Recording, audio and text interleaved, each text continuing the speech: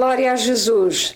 Damos graças a Deus por podermos vir perante a sua face para o louvar e para o adorar com gratidão nos nossos corações pelo trabalho maravilhoso que Ele tem feito nas nossas vidas. Glória a Deus. Glória. E aquilo que Ele tem feito em nós também pode fazer em você. Glória a Deus. Amém. Se você crer de todo o seu coração. Aleluia. Glória a Deus. O Senhor está pronto para salvá-lo, para perdoá-lo, para regenerá-lo. Glória ao nome do Senhor. E Ele foi preparar um lugar na casa do Pai para todos aqueles que o aceitam no seu coração e fazem paz com Ele. Glória ao nome do Senhor. Vamos orar para que esta mensagem seja uma mensagem de grande bênção para as nossas almas e para a sua alma também, em nome de Jesus. Amém. Senhor nosso Deus e Pai, perante Ti nós nos encontramos. Glória. E queremos Te render o louvor, a gratidão, a adoração, e dar-Te a glória, Senhor, Glória e a o Deus. louvor por tudo aquilo que Tu tens feito em nossas almas, em nossas vidas. Graças a Deus. Senhor, nós temos que dizer, Senhor, com a boca bem cheia, Senhor, de que Tu és maravilhoso. Amém. E que não há outro além de Ti. Amém. Tu és o único Deus vivo e verdadeiro, Graças a o Deus. único Criador de todas as coisas. Aleluia. Os nossos olhos contemplam, Senhor, as grandezas, Senhor, do Teu reino, do Teu poder, do Teu domínio. Glória ao Teu santo e bendito nome. Obrigado, meu Senhor, pela salvação que nos tens concedido. Obrigado que foste em nosso lugar à cruz do Calvário, Graças a Deus. pagar o preço, meu Senhor, ó Senhor, para resgatar as nossas almas. Glória ao Teu nome. A nossa alma te está muito grata, ó Senhor, por tudo o que tens feito por nós. Amém. Meu Senhor, lembra-te daqueles que nos veem e ouvem. Senhor, contende com eles pelo Teu Espírito. Amém. E abençoa o Teu servo na mensagem que se vai seguir. Amém. Nós pedimos e agradecemos em nome de Jesus. Amém. Prezado telespectador, paz seja convosco. De novo no seu lar, para continuar a escola bíblica sobre a salvação e o batismo. Damos graças a Deus por poder meditar convosco a Santa Escritura destes temas doutrinários maravilhosos e principais acerca daquilo que Jesus Cristo fez no Calvário. Deu a sua vida por nós para nos salvar e nós precisamos de compreender o que é que isso significa, salvar uma alma. Sendo que uma alma vale mais do que o mundo inteiro, então precisamos de dar-lhe o real valor ao sacrifício vicário de Cristo que morreu para nos salvar, para que nós possamos estar um dia na glória do céu. Louvamos o Pai, exaltamos o Filho e damos a glória ao Espírito Santo. Este é o segundo estudo básico, introdutório, acerca da escola bíblica para a salvação e batismo. Assim, hoje, como sempre, é um dia de boas novas, porque vamos ouvir a Santa Escritura. O estudo bíblico que segue, portanto, é a segunda mensagem desta escola bíblica, sendo que o segundo estudo introdutório da nossa meditação geral. Em passando este segundo estudo, entraremos depois na doutrina da salvação e, por fim, do batismo, se Deus quiser. A leitura bíblica continua com o mesmo texto de Lucas 19, vamos ler apenas o verso 9 e o verso 10, que diz, assim diz a palavra do Senhor. Vamos todos ler. Vamos ler o verso 8, 9 e 10 que diz, e levantando-se Zaqueu disse ao Senhor, Senhor, eis que eu dou aos pobres metade dos meus bens, e se em alguma coisa tenho defraudado alguém, o restituo quadruplicado. E disse-lhe Jesus, hoje veio a salvação a esta casa, pois também este é filho de Abraão, porque o Filho do Homem veio buscar e salvar o que se havia perdido. Até aqui a Santa Escritura. Meu amado que nos escuta, prestemos a melhor atenção à continuação desta introdução à escola sobre salvação e batismo. Na primeira apresentação deste estudo bíblico, falamos acerca de ser-se uma alma salva por Deus.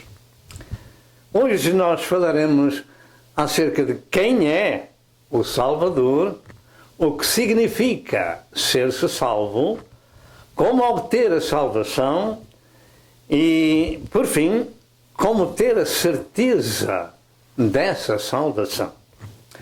Nós vivemos num mundo muito agitado e de confusão relacionado com Deus e com a humanidade.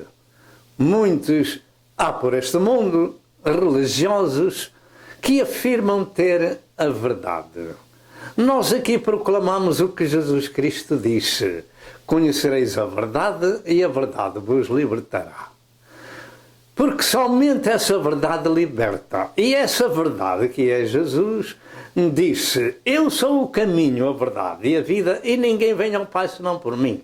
Esta é a verdade factual, bíblica, é a palavra de Deus. Mas existe um sem número de religiões, cujos aderentes são, por força das circunstâncias, seguidores dos seus ensinos. As filosofias humanas e diabólicas proliferam no mundo e são muitos os milhões que seguem líderes humanos com as suas crenças. Entre muitas centenas de religiões que existem no mundo, nós focamos aqui algumas principais, como o hinduísmo, o confucionismo, o budismo e o islamismo. Ora bem, o mundo, de um modo geral, é religioso, procura qualquer coisa porque tem necessidade dessa qualquer coisa. E não sabem que essa qualquer coisa chama-se Deus. O homem tem necessidade absoluta de comungar com Deus, porque dentro do homem existe uma parte que Deus lhe deu desde a sua criação. E só aí o Senhor pode comungar, isto é, com o espírito do homem. E para isso precisa de ouvir a voz de Deus, a sua palavra. E só assim se pode chegar a uma conclusão: quem é verdadeiro e quem é falso. Cada fundador dessas religiões teve a sua filosofia, a sua doutrina, seus seguidores e os seus seguidores continuam a propagá-la. Contudo, não se pode confundir esses ensinos com a palavra de Deus, de modo algum. Nem tampouco compará-los, porque são filosofias humanas e religiosas. A única revelação de Deus ao homem é a Bíblia Sagrada. É este sagrado livro. É a palavra de Deus, que é Espírito e vida, conforme Jesus ensinou em João 6 e verso 63. E como tal, é um conteúdo espiritual revelado à humanidade. Todos os planos de Deus aqui estão exarados para que a sua criação e para os vários tempos que essa criação existe possa meditar, porque foram dados para todas as gerações. A Bíblia é um conjunto de 66 livros, pequenos livros, sendo que 39 deles são do Velho Testamento e 27 do Novo Testamento. O Velho Testamento foi dado a Israel, como já foi dito, ao povo judeu. O Novo Testamento foi enviado à Igreja de Cristo, e é nestes dois testamentos que é a revelação divina. Ela nos ensina quem é o Salvador do mundo, ou seja, Jesus Cristo, e é único. Fora de Jesus não há salvadores. Na palavra que nós temos lido, Jesus entrou naquela casa daquele homem chamado Zaqueu. E tal foi o encontro de Jesus com aquele homem que ele foi transformado pela presença, pela palavra que o Senhor ali teria pregado, que não está aqui revelada. Mas Para o homem chegar a esta conclusão de dizer que dava metade dos seus bens aos pobres e se alguma coisa tinha defraudado alguém, o restitua quadruplicadamente. Naturalmente houve ali dentro daquela casa alguma conversa de Jesus com os seus discípulos e com este homem. O facto é que este homem produziu fruto de arrependimento. E é isso que conta na vida. Para irmos um dia para o céu, tem que haver arrependimento em nossas vidas. Então o Senhor disse: hoje entrou a salvação nesta casa, porque também este é filho de Abraão, porque o Filho do Homem veio buscar e salvar o que se havia perdido. E a nossa pergunta é você que me escuta, uma pessoa salva? O Salvador entrou na casa de Zaqueu e disse: o Filho do Homem veio buscar e salvar o que se havia perdido. E como não há um justo, nem um sequer, todos estão perdidos. Pergunto: somos nós pessoas salvas pelo único Salvador, cujo nome é Jesus Cristo? Se assim não é, toma atenção a esta escola bíblica sobre a salvação e o batismo. O assunto da salvação é o assunto mais importante na vida da humanidade, devido ao facto de que, como vimos no princípio, todos pecaram e destituídos estão da glória de Deus, por isso precisam do Salvador, cujo nome é Jesus Cristo. Nenhum líder de religião pode fazer ou levar o homem ao verdadeiro Deus. Porque o plano divino de Deus, nesse plano o Senhor providenciou o único meio de salvação do homem, que é o sacrifício do seu Filho na cruz. E esta gloriosa figura veio da descendência da parte humana da tribo de Judá e da família de David. Conforme estava escrito, assim aconteceu. O próprio Jesus disse: a salvação vem dos judeus. Tome nota neste assunto, João 4 e verso 22. Jesus afirmou: a salvação vem dos judeus. Se a salvação vem dos judeus, então não vem de parte alguma mais. Podemos dizer todos amém? A salvação vem dos judeus. E este é o verso-chave de toda a revelação da salvação e do Salvador. Ou seja, para sermos salvos temos que ir à fonte da revelação. Ela vem dos judeus. E Jesus é esse glorioso judeu segundo a carne, que veio da tribo de Judá e da família de David. A salvação vem dos judeus. Pastor, onde é que está escrito? João 4, verso 22. Se vem dos judeus, não vem de parte alguma. Não vem do confucionismo, não vem do hinduísmo, não vem do budismo, não vem do maometanismo, não vem de parte alguma. Vem dos judeus e do principal judeu, cujo nome chama-se Jesus Cristo. Diga amém lá em casa. Esta é a revelação divina. Está escrito em João 4,42 que Jesus Cristo é o Salvador do mundo. E também está escrito que em nenhum outro há salvação, porque debaixo do céu nenhum outro nome há dado entre os homens pelo qual devamos ser salvos. Atos 4 e verso 12. O próprio nome de Jesus Cristo significa Salvador. O anjo que Deus enviou a Maria para lhe dizer que ela tinha sido a jovem escolhida por Deus, para que ele, Deus, se pudesse revelar em carne, disse-lhe: e darás à luz um filho, e chamarás o seu nome Jesus, porque ele salvará o povo dos seus pecados. Mateus 1 e verso 21. Na apresentação deste glorioso Senhor ao mundo por João Batista, ele disse: eis o Cordeiro de Deus que tira o pecado do mundo. João 1 e verso 29. Não é só dos judeus, mas do mundo. o Senhor veio buscar e salvar o que se havia perdido, e todos estavam perdidos. Esse Cordeiro que vinha para morrer pelo homem, para o salvar, ele não era uma pessoa humana somente. Nele estava e está a divindade. Jesus é Deus revelado em carne. E ponto final.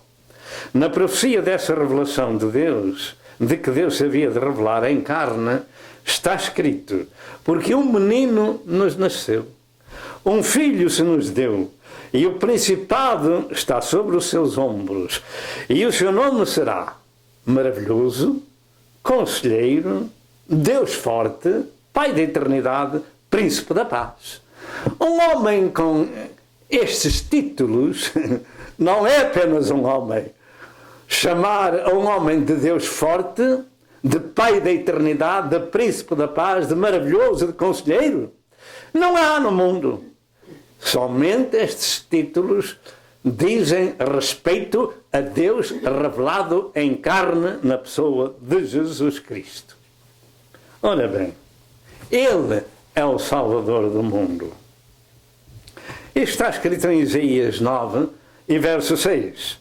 Nunca existiu, ou existirá jamais, nunca existiu nem existirá jamais, um homem com tais títulos. Somente esta profecia do seu nascimento se pode aplicar ao Filho de Deus, a Jesus. Infelizmente, os líderes das religiões que comparam a Cristo com os seus fundadores, eles nem sequer sabem ler as Santas Escrituras. Porque se soubessem ler as Santas Escrituras, eles teriam a resposta exatamente aqui em Isaías 9:6. Mas o diabo cega-lhe o entendimento e os olhos e os ouvidos, para que não creiam nem possam compreender aquilo que leem. Louvado seja o nome de Jesus. É claro que nesse número também estavam os judeus. Por isso ele veio para o que era seu e os seus não o receberam. Mas a todos quantos o receberam, Deus lhe deu o poder de serem feitos filhos de Deus. E porquê é que eles estavam cegos e surdos e ainda hoje estão a nível nacional? É claro que, graças a Deus, muitos judeus estão a ser salvos nestes dias. Graças a Deus, e isso é mais um sinal de que Cristo está às portas para arrebatar a sua igreja ao céu. Mas porquê é que eles não aceitaram a Jesus como seu Senhor e Salvador e ainda hoje assim acontece a nível nacional? Perguntava eu. Porque Isaías profetizou da parte do Senhor que os seus olhos e os seus ouvidos se deviam fechar. Portanto, estão fechados até um determinado tempo em que se cumpra no livro de Zacarias, quando ele vier em socorro dos judeus e lhe mostrar as mãos, eles vão dizer: que feridas são essas nas tuas mãos? E ele dirá: estas são as feridas com que foi ferido em casa dos meus amigos. Então todo Israel será salvo. Então eles compreenderão que os seus antepassados mandaram crucificar o Filho de Deus.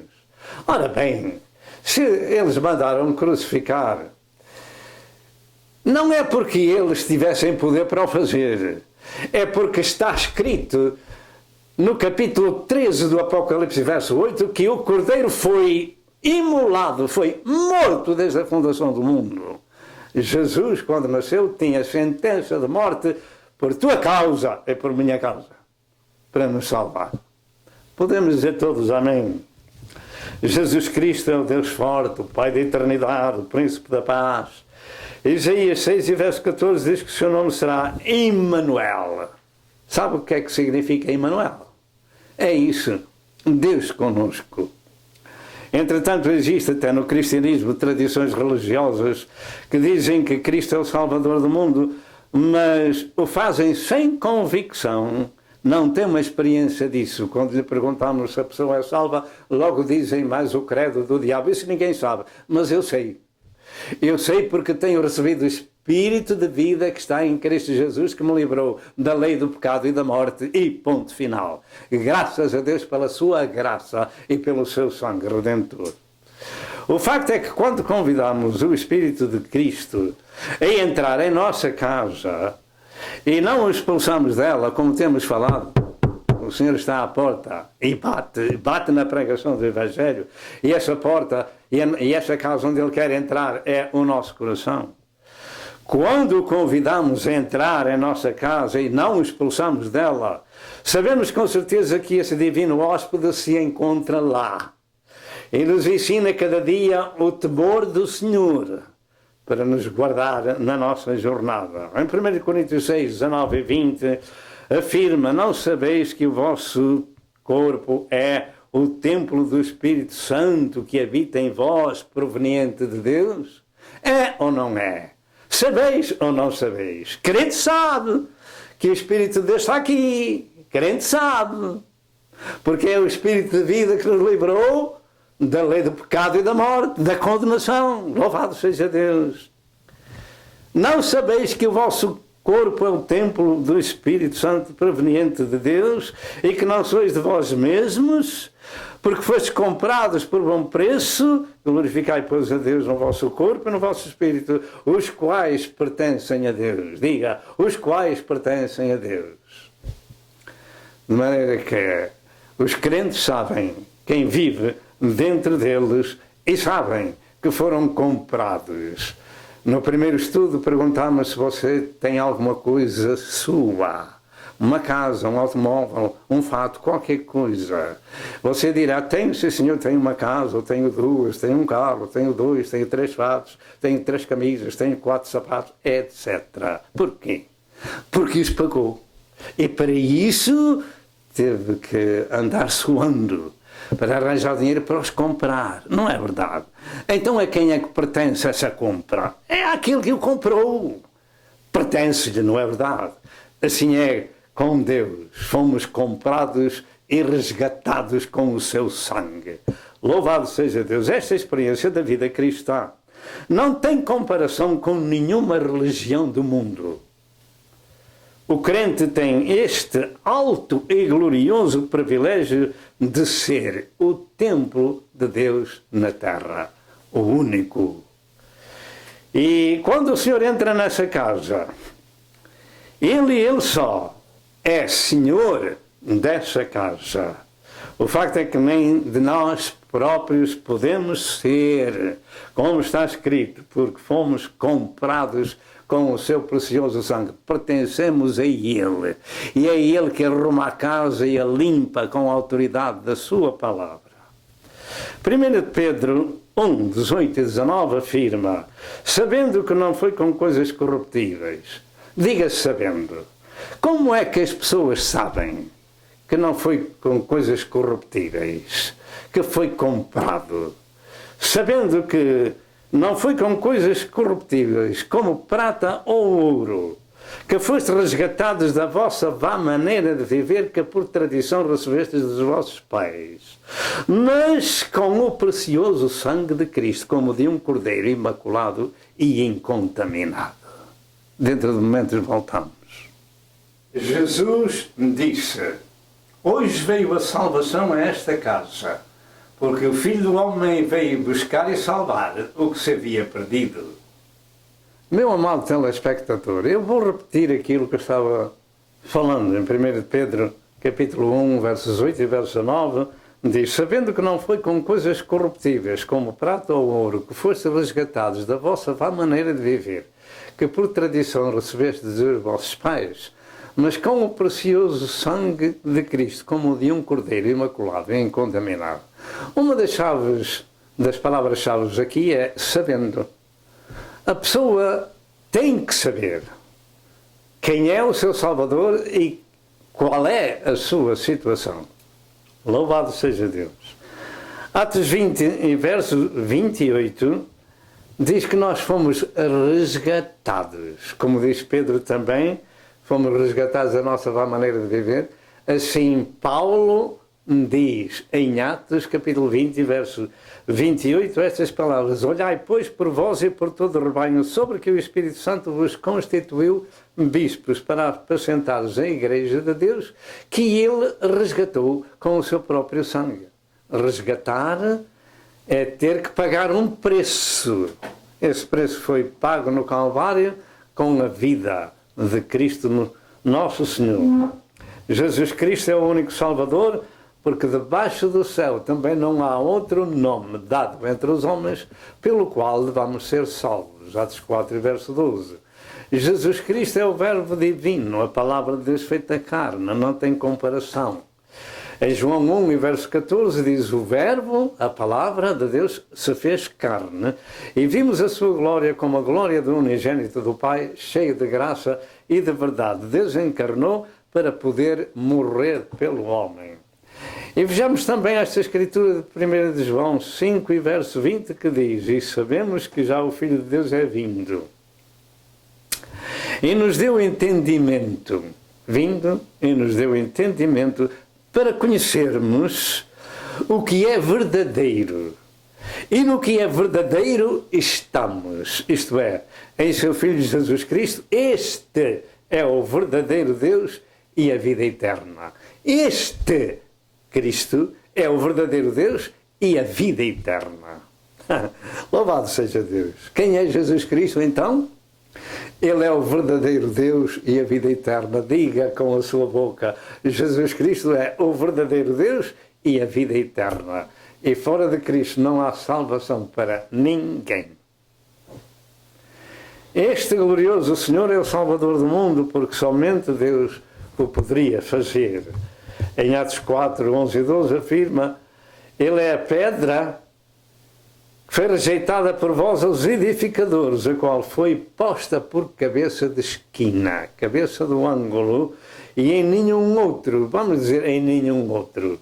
Se não há em nenhum outro, então todas as outras religiões que querem levar o povo a um suposto Deus estão erradas. Não haja dúvida alguma. E em nenhum outro há salvação. Porque também debaixo do céu nenhum outro nome há dado entre os homens pelo qual devamos ser salvos. Quem é o Salvador do mundo? Jesus Cristo, o Filho do Deus vivo. Jesus próprio afirmou: eu sou o caminho, a verdade e a vida, e ninguém vem ao Pai senão por mim. Diga: ninguém. Diga outra vez: ninguém.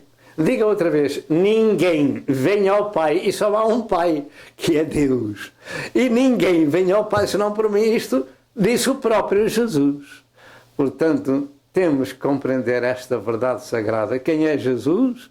É Deus revelado em carne, dando a sua vida para salvar os pecadores. Ressuscitou ao terceiro dia pelo poder de Deus Pai, porque só o corpo de Jesus foi morto, o seu espírito não. Louvado seja o nome do Senhor. Terceiro aspecto: o que significa ser-se salvo? O que significa ser-se salvo? Na vida dos homens em Deus, em relação com Deus, somente existem duas condições: ou somos livres ou somos condenados. Ou seremos salvos ou seremos perdidos. Ou estamos mortos ou estamos vivos, claro.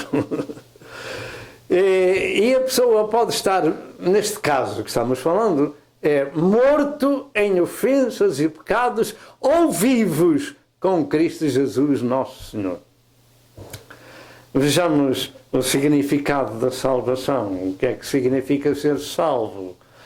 Primeiro, além do que já foi exposto, ser salvo significa estar fora da condenação eterna. Segundo, significa estar livre da lei do pecado e da lei da morte. Romanos 8, verso 2. Terceiro, significa sermos uma nova criatura. 2 Coríntios 5, e verso 17. Quarto, significa ter passado da morte para a vida. João 5, e verso 24. Quinto, significa estar fora da ira de Deus. Romanos 5, e verso 9. Sexto, significa ser gerado de novo. Gerado de novo. 1 Pedro 1, e verso 23. Sétimo, significa ser um herdeiro de Deus. Gálatas 4, verso 6 e verso 7. Oitavo, significa ser o tabernáculo onde Deus habita na terra. João 14, 23. 1 Coríntios 3, 16 e 1 Coríntios 6, 19 e 20. Nono, significa ser uma alma que dá fruto espiritual. Mateus 7, verso 16 e João 15, 1 a 7. Décimo, significa sermos participantes da natureza divina. Significa sermos participantes da natureza divina, havendo escapado da corrupção do mundo. 2 Pedro 1 e verso 4. 11º, significa sermos corrigidos pelo Senhor para sermos participantes da sua santidade. Significa sermos corrigidos pelo Senhor para sermos participantes da sua santidade.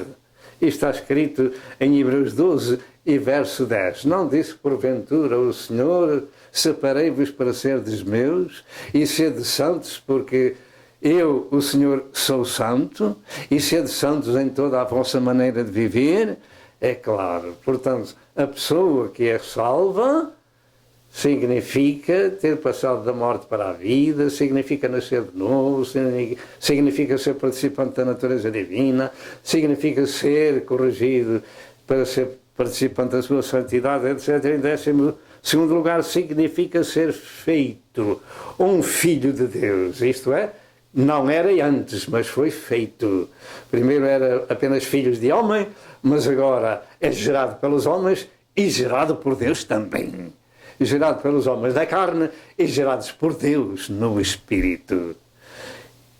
João 1, verso 12 e verso 13, diz que fomos feitos filhos de Deus. E 1 João 3, verso 1 ao verso 3, diz estas palavras, e eu gostaria que tomasse a melhor atenção. Vede quão grande caridade nos tem concedido o Pai, que fôssemos chamados filhos de Deus, que fôssemos chamados filhos de Deus. Por isso o mundo nos não conhece, porque o não conhece a Ele. Diga mundo. O mundo não conhece mais uma alma regenerada. Amados, agora somos filhos de Deus e ainda não é manifestado.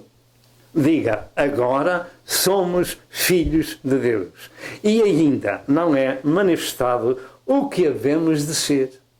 O que havemos de ser. Mas sabemos que quando Ele se manifestar, seremos semelhantes a Ele, porque assim como o veremos. O que havemos de ser é semelhantes a nosso Senhor Jesus Cristo, no seu corpo, na sua aparência, etc, etc. Não é isto glorioso e ter esta certeza na sua vida, saber quem é, aonde estava, aonde está e para onde vai? E qualquer que nele tenha esta esperança, purifica-se a si mesmo como também ele é puro. Amém e amém e amém. Entretanto, para chegarmos a esta posição, tivemos que deixar de amar o mundo e aquilo que no mundo há. Porque se amamos o mundo, o amor do Pai não está em nós. Como diz em 1 João 5, 16, 14 a 16 ou 14 a 17. Portanto, para chegarmos a esta posição no mundo, aqui no mundo, tivemos que deixar de amar o mundo.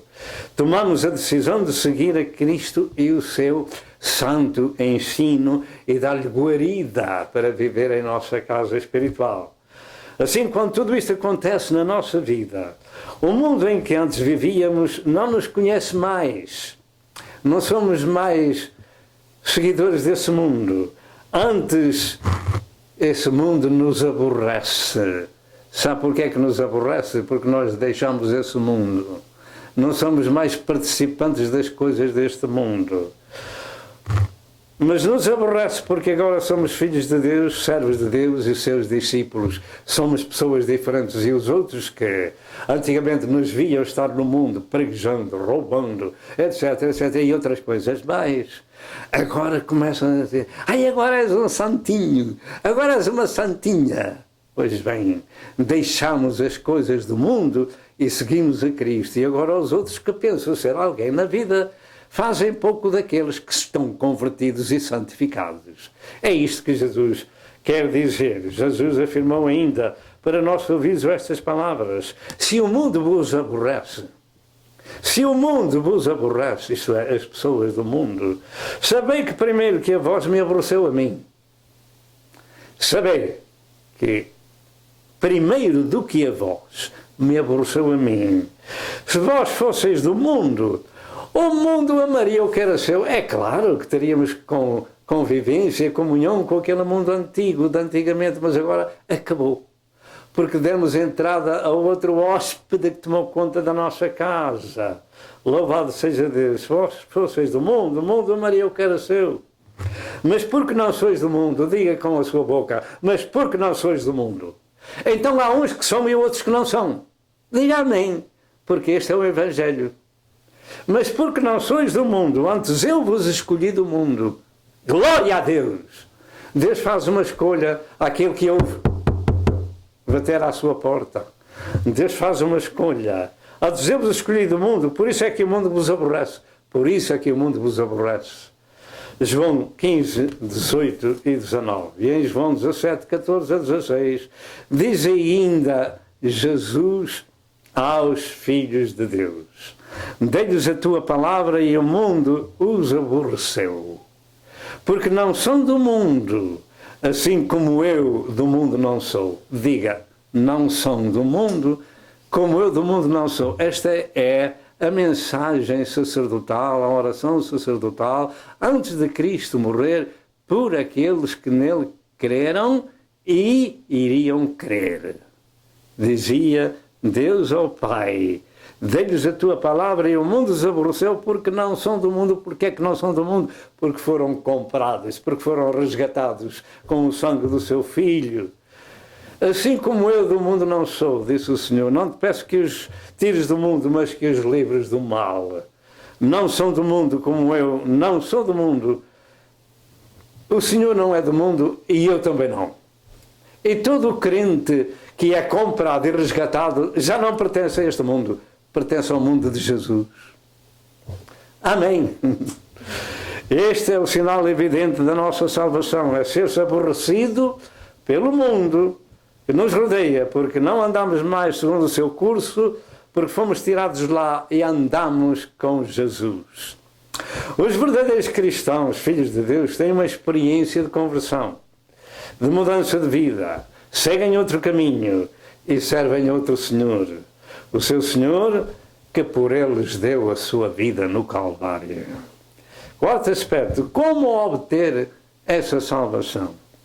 A salvação das nossas almas não se obtém por termos uma tradição religiosa que herdamos da família, nem tampouco pelas boas obras ou sacrifícios religiosos, de maneira alguma. A salvação, ou estar fora de condenação, obtém-se simplesmente pela graça de Deus mediante a fé. Obtém-se simplesmente pela graça de Deus mediante a fé. E não vem das obras, para que ninguém se glorie, como diz a Escritura em Efésios 2, verso 8 e verso 9. E já dissemos isto no primeiro estudo.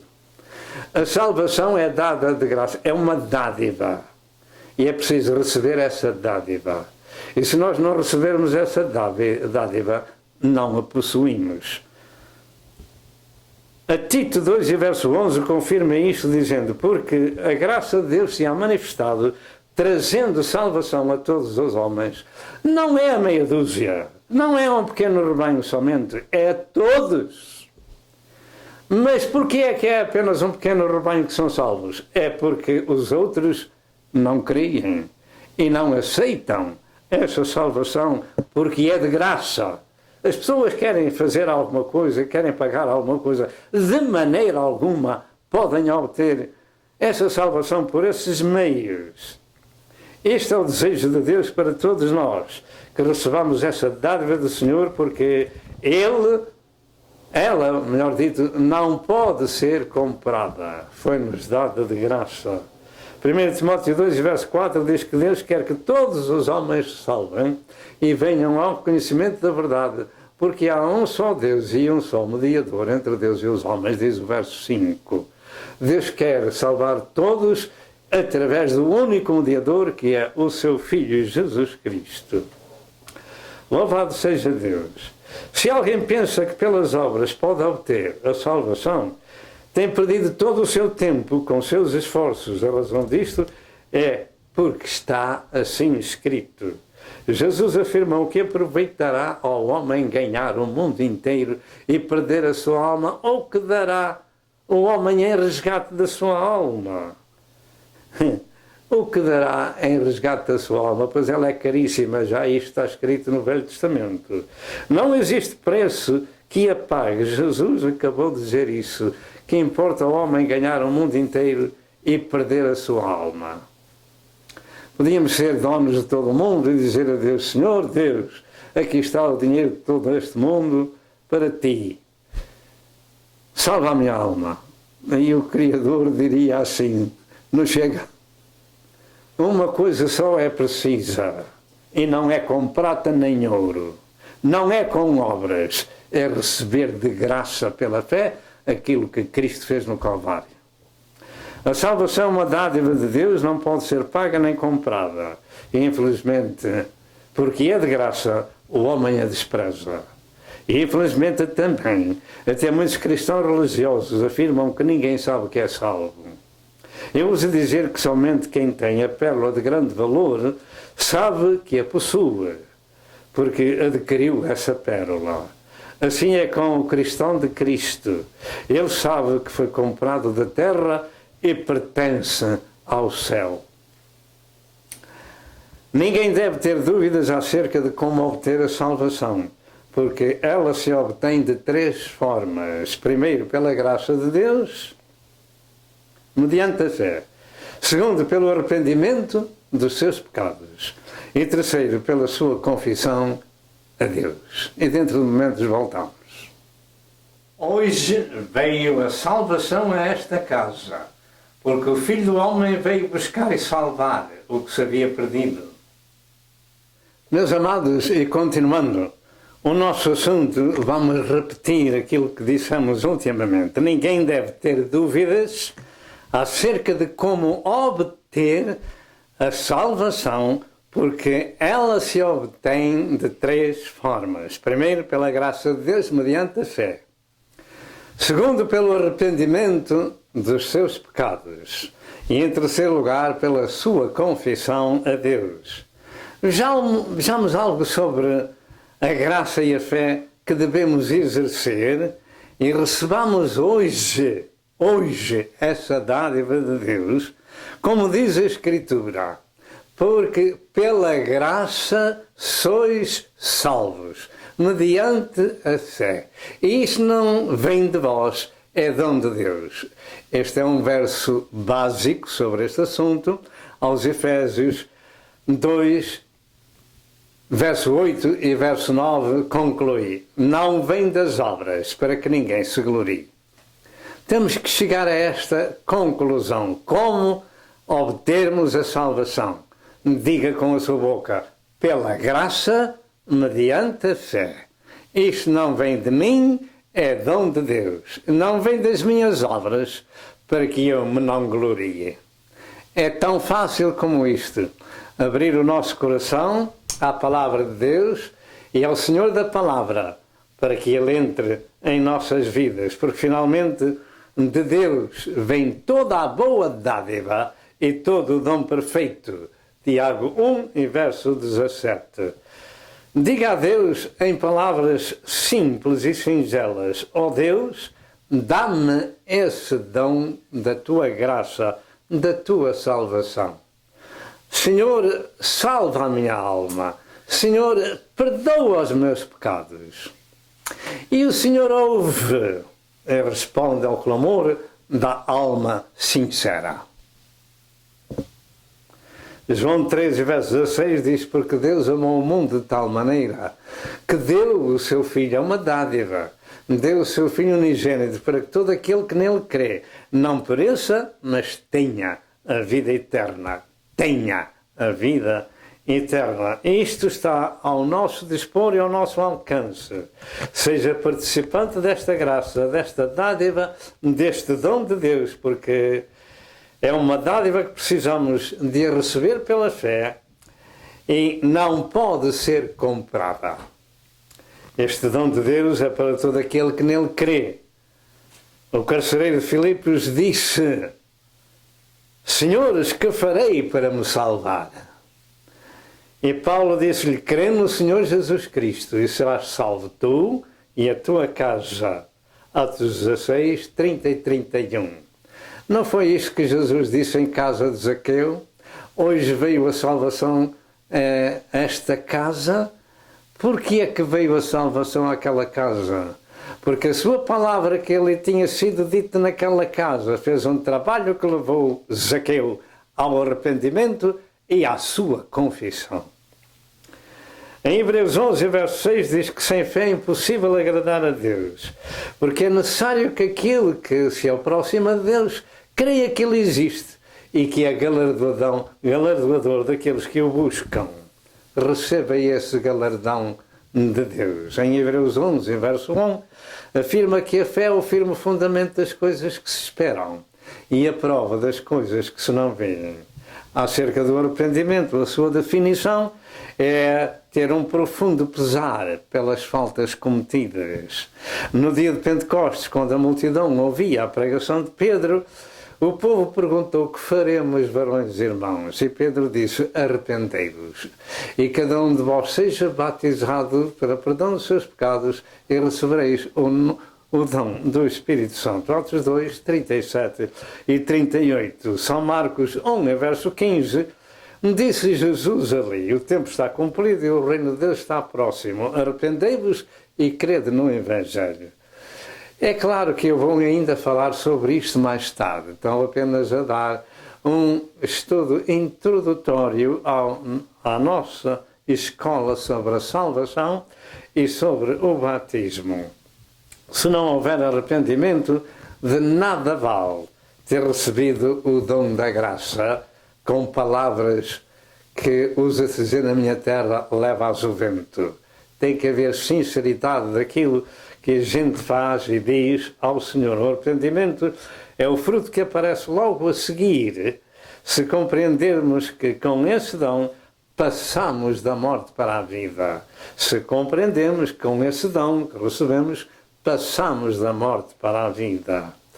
Acerca da confissão que acompanha a alma que recebe o dom da graça de Deus, vejamos o seguinte: a nossa confissão dos pecados a Deus é uma ação que se coloca logo em prática, por convicção de que precisamos de nos ver livres da carga do pecado. Precisamos falar disso a Deus e dizer-lhe que é um pecador. O fruto do arrependimento em Zaqueu, logo mais, levou-o a dizer: se eu tenho defraudado alguém, vou dar 4 vezes mais. E olha, e até vou tratar de dar alguma coisa de grande para a obra de Deus. Vou dar metade da minha fortuna aos pobres. Louvado seja o nome do Senhor.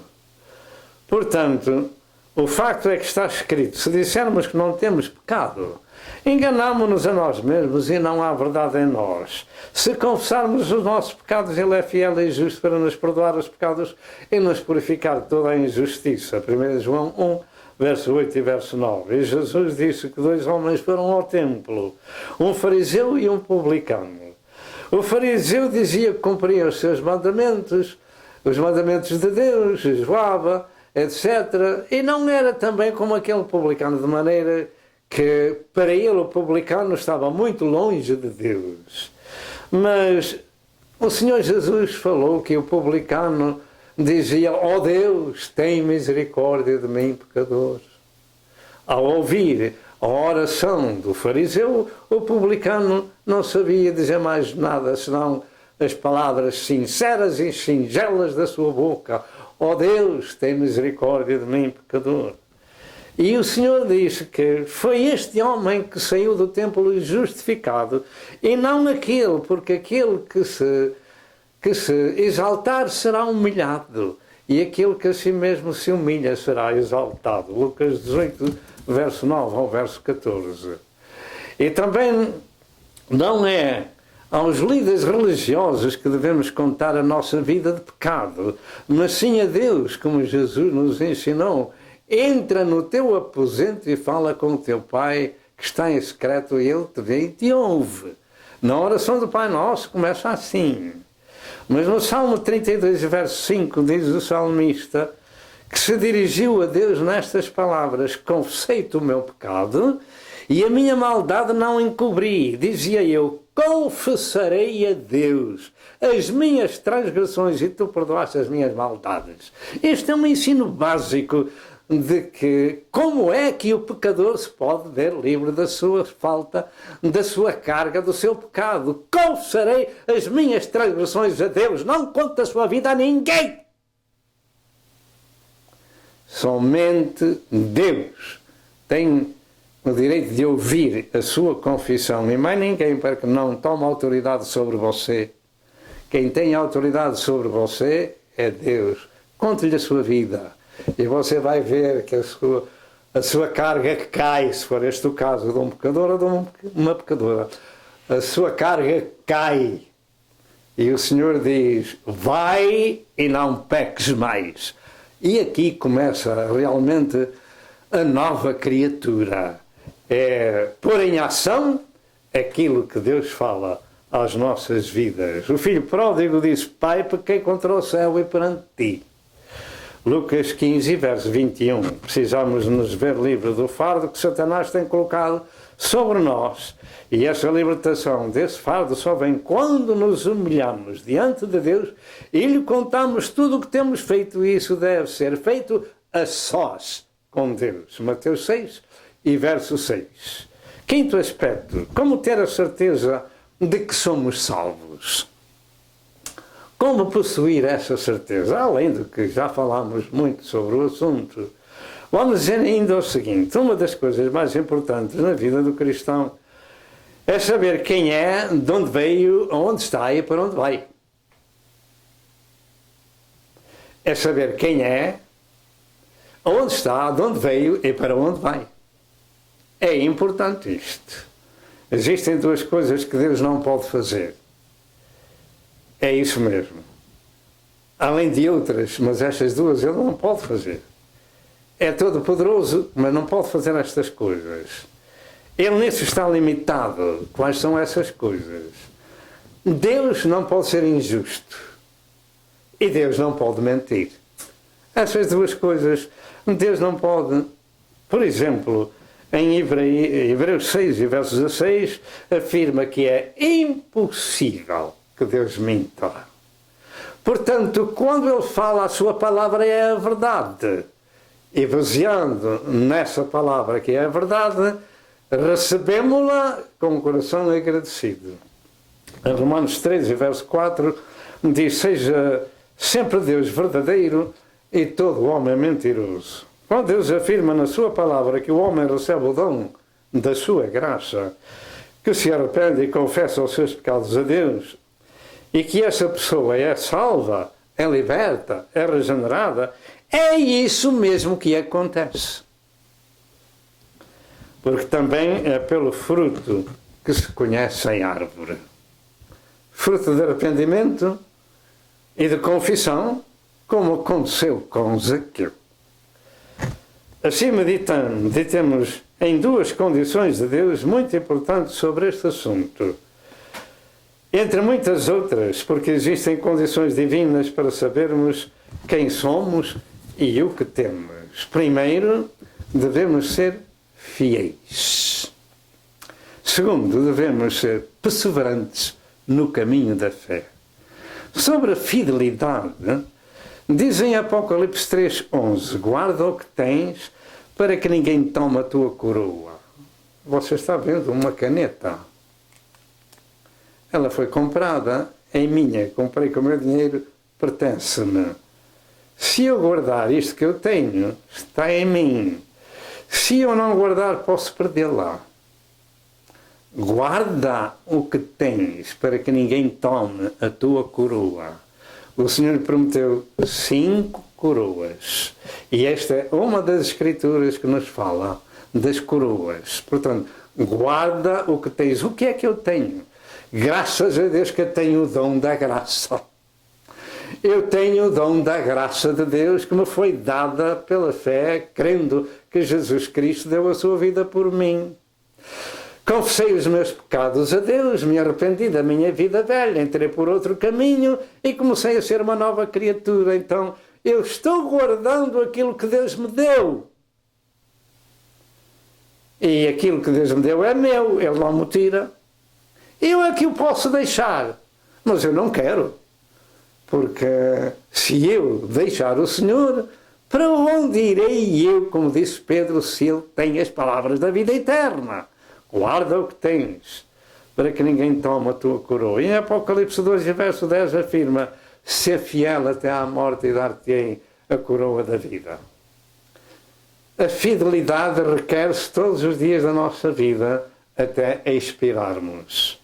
Se assim for, nós sabemos que temos essa salvação. Sobre a perseverança, ela é a irmã gêmea da fé.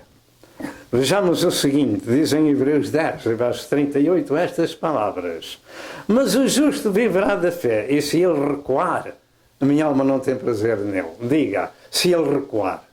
Quer dizer que então o justo pode perder a sua salvação? Pode. Há virgens loucas e virgens prudentes. Há muita gente que recebe a Cristo como seu Senhor e Salvador, mas quando vê que tem que carregar com uma cruz, como o boi carrega com uma canga, com um jugo, a pessoa sente-lhe o peso e não gosta dessa cruz. Mas essa cruz não é de pau, não é de madeira, é uma cruz de obediência. E então as pessoas recuam. E se ele recuar, a minha alma não tem prazer nele, de maneira que devemos perseverar no caminho da fé.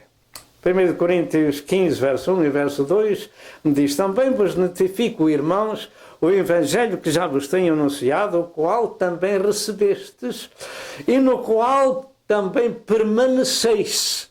Recebestes e permaneceis, pelo qual evangelho, pelo qual palavra revelada na carne, o verbo divino, pelo qual também sois salvos. E agora vem a condição: se o retiverdes tal como vos tenho anunciado, se não é que crestes em vão. Reter é guardar aquilo que nos foi dado. Louvado seja o nome do Senhor. E é isso que Deus requer de nós, na nossa vida espiritual, para chegarmos ao fim e ninguém tomar a nossa coroa. Com estas palavras damos fim a este estudo introdutório, ou a este segundo estudo introdutório sobre quem é o único Salvador das nossas almas, ou seja, Jesus Cristo, e também como obter a salvação e perseverar no caminho da fé, etc. Porque assim diz a palavra que debaixo do céu não há outro nome dado entre os homens pelo qual devamos ser salvos, e que nós devemos ser fiéis até à morte para receber a coroa da vida. E que esta salvação é um ato gracioso de Deus para os homens. Este é o segundo estudo, como ia dizendo, da introdução à escola sobre a salvação e o batismo bíblico. E espero que no próximo programa comecemos a falar um pouco mais profundo sobre a escola da salvação e do batismo. Que o Senhor vos abençoe e até outra vez, se Deus quiser. E agora, se você é uma pessoa que não tem salvação e gostava de ter aquilo que eu tenho, se gostava de ter aquilo que eu tenho, que é o perdão dos nossos pecados e a salvação das nossas almas, ore comigo e diga: ó Deus, tem misericórdia de mim, pecador. Eu sei que sou um pecador ou uma pecadora destituída, mas tenho ouvido que Jesus é o Salvador dos pecadores. Peço a Deus o perdão dos meus pecados. E creio que Jesus Cristo é o Filho de Deus vivo, que deu a sua vida por mim, mas que Deus Pai o ressuscitou ao terceiro dia. Eu creio que Jesus veio em carne. Este magnificente Deus revelou-se em carne na pessoa do Filho, dando a sua vida por nós para nos salvar. Salva-me, Senhor. Eu aceito a Cristo como meu Senhor e como meu Salvador. Eu rejeito o pecado, rejeito o diabo e quero seguir a Jesus. Venha ao meu coração em espírito e perdoa-me e escreve meu nome no livro da vida do Cordeiro. Eu te imploro em nome de Jesus, o Cristo de Deus. Amém.